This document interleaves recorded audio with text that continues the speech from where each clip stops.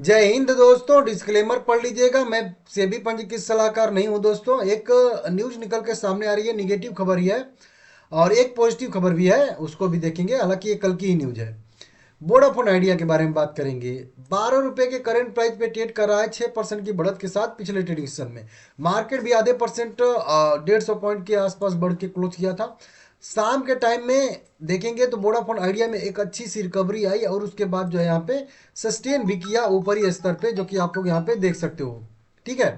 तो मतलब उम्मीद है कि कुछ न कुछ इसमें पक रहा है, ब्रेकआउट देने की संभावना दिख रही है। 124 करोड़, जी हाँ, छोटी मोटी नहीं, 124 करोड़ इक्विटी शेयर इसमें टोटल ट्रेड हुआ है। टोटल 14,500 करोड़ रुपए के शेयर बाय सेल हुए हैं। डिलीवरी परसेंटेज 22% का देखने के लिए मिल रहा है। वैसे आप लोग देखते ही होंगे, कई मतलब बड़ी बड़ी कई सारी लार्ज डील इसमें प्रतिदिन ट्रेड होती हैं, वो नॉर्मल बात है, हर दिन ट्रेड होती हैं। ठीक है ना। अब इसमें एक न्यूज आई थी कि इसकी सब्सिडी कंपनी ने लगभग जुटाया है 3,300 करोड़।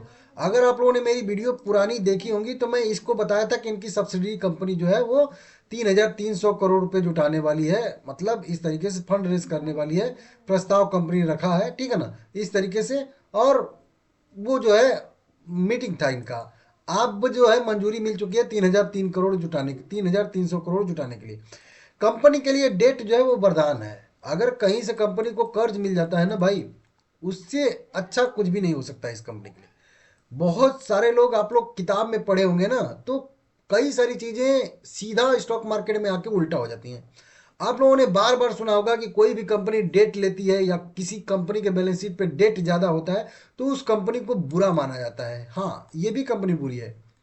लेकिन जब कंपनी का वही होता है ना कि आखिरी मतलब चल रहा हो समय ना, तो उसके लिए डेट जो है वही कर्ज जो है, जो अभिशाप रहता है वही वरदान के तौर पे काम करता है। अगर अभी कहीं से न्यूज आ जाए कि कंपनी को 10,000 करोड़ रुपए का डेट मिल रहा है ना, तो भाई शेयर 5% 10% बढ़ के ऊपर खड़ा हो जाएगा।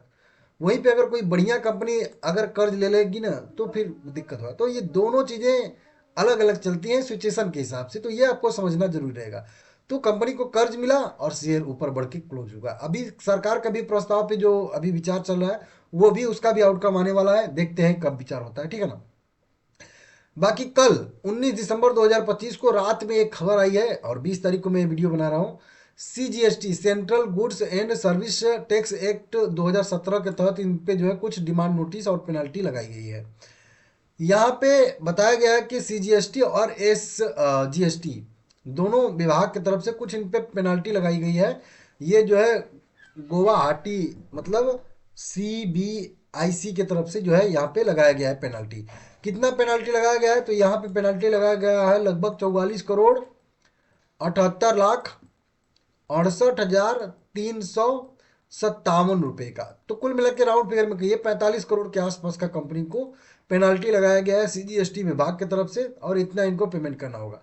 हालांकि कंपनी कहा है कि इस पेनाल्टी के अगेंस्ट में हम लोग अपील अपील जहां पे भी करने का इनको ऑप्शन होगा, वो कंपनी यहाँ पे अपील अपील करेगी। बाकी फिर भी देखेंगे। ठीक है ना, इस तरीके से यहाँ पे बताया गया है। तो इस तरीके से इसको देख लीजिएगा आप लोग। अच्छा सा अपडेट निकल के सामने आता हुआ हम लोगों को दिख रहा है। ठीक है ना। हालांकि देखेंगे तो डिमांड इंटरेस्ट यहाँ पे लगभग यहाँ पे करके जो है लगभग 3,78,00,000 कर दिया गया। तो हो सकता है कि जीएसटी में यहाँ पे मतलब घटाया गया है, तो इस तरीके से इसको पॉजिटिव भी हम लोग ले सकते हैं अगर ये हो। या फिर एडिशनल ये दूसरी वाली अथॉरिटी से 4 करोड़ का और कह लीजिए डिमांड नोटिस मिला है, तो 44 करोड़ उधर हो गया और 4 करोड़ इधर से हो गया। तो कुल मिला के कह लीजिए कि लगभग 50 करोड़ के आसपास का जीएसटी डिमांड नोटिस हो गया दो जगह से। ठीक है ना। तो दो डिमांड नोटिस कुल मिला के कह लीजिए कि आई है इसकी। ठीक है ना। शेयर अगर देखेंगे तो ठीक ठाक लेवल पे ट्रेड कर रहा है, जो कि मैं आप लोगों को कल कई बार बताया हूँ। 12 रुपए का लेवल अगर ब्रेक करके ऊपर सस्टेन करता है तो फिर अगला इसका जो है स्टेप शुरू होगा।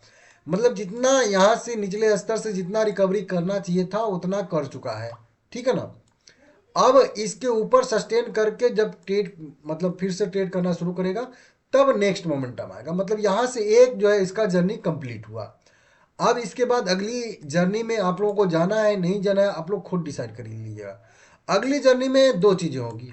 दो चीज़ें का मतलब, अभी क्या किया था कि अभी आप लोग यहाँ पे इसका प्राइस परफॉर्मेंस, अगर प्राइस एक्शन जिसको कहते हैं, अगर आप लोग समझे होंगे, तो छोटा छोटा करेक्शन करके एक मोमेंटम ये कंटिन्यू रखा है। बिल्कुल कुछ इसमें समझने की जरूरत ही नहीं है। हर बार छोटा सा मोमेंटम किया, गिरावट किया, और छोटा छोटा मोमेंटम स्टेप करके इस तरीके से कंटिन्यू मोमेंटम दिखाया। कोई भी एक साइजेबल करेक्शन जिसको कहते हैं वो करेक्शन नहीं आई थी। थोड़ा सा छोटा मोटा डिप जो है आता था, प्रॉफिट बुकिंग जिसको कह लीजिए, और उसके बाद शेयर में आई तेजी। अब यहाँ पे दो चीज होगा, 12 से लेके 13 वाला जोन आप लोगों को एकदम इसको एकदम याद करके रखना है। ये जो लेवल मैं आप लोगों को बहुत पहले से दो करके बताया हूं ना, ये वाला। अब 12 रुपए से 13 रुपए वाला जोन आपको नोट करके रखना है। इस जोन में जाके सस्टेन कर गया और फिर 13 का अगर ब्रेकआउट देता है ऊपर की साइड में, तो फिर यहां से एक नई जर्नी की शुरुआत होगी और वो पैनिक जर्नी की शुरुआत होगी। पैनिक तेजी आएगी इस तरीके से, खड़ी एकदम 90 अंश की कोण वाली, लगातार एकदम पैनिक। इस तरीके से नहीं जाएगा, वो सीधा जाएगा ऐसे, ठीक है ना। नहीं तो अगर वहां से अगर गिरावट आती है इस लेवल से, तो फिर एक पैनिक गिरावट भी आएगी, जैसे कि यहाँ पे गिरावट आई थी, उससे पहले गिरावट आई थी। उदाहरण के तौर पे समझा देता हूँ आप लोगों को, ये वाला बहुत ज़्यादा दूर जाने की जरूरत नहीं है। जैसे कि ये वाली गिरावट आई थी, ये वाली गिरावट आई थी, ये वाली गिरावट आई थी, इस तरीके से एक साइजेबल गिरावट फिर से 8 रुपये तक इसको लेके आएगी। तो ये आपको दोनों चीज समझ के चलना है कि अगर 12 के ऊपर सस्टेन करके मोमेंटम करेगा, तो फिर लगातार लगभग आपको 16 रुपये तक का जो है यह ऊपर के साइड में लेवल दिखाएगा। लेकिन वहीं से अगर गिरावट करेगा तो फिर से 8 रुपये तक जो है इसमें आने की संभावना बनेगी। सपोर्ट लेवल यहीं पे है, ठीक है ना। जो ये जोन भी मैं आप लोगों को बहुत पहले से बताया था, समझ रहे हो। तो इस तरीके से ये दो चीजें आपको जान लेनी चाहिए अभी। तो आपको अगले स्टेप के लिए जाना है कि नहीं जाना है, आप लोग अपने हिसाब से डिसाइड कर लीजिएगा, ठीक है ना।